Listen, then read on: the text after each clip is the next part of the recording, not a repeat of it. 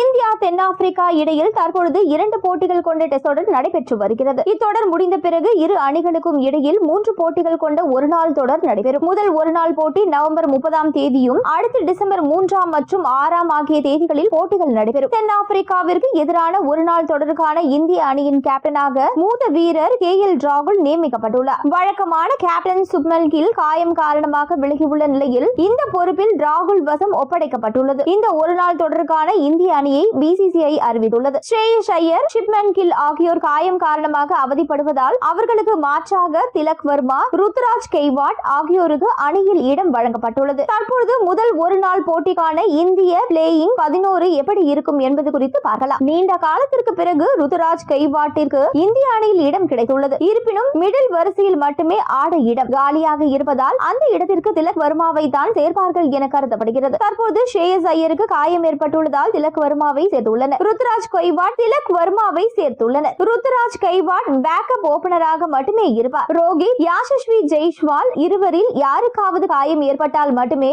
ருத்துராஜுக்கு playing 11 இடம் கிடைக்கும் என கருதப்படுகிறது. இந்திய உதேச 11 அணி ரோஹித் சர்மா, யாஷஸ்வி ஜெய்ஸ்வால், விராட் கோலி, திலக் வர்மா, KL ராகுல், ரிஷப் பந்த், வாஷிங்டன் சுந்தர், ரவீந்திர ஜடேஜா, ஹர்ஷித் ராணா, குல்தீப் யாதவ், ஹர்ஷ்தீப் யாதவ்.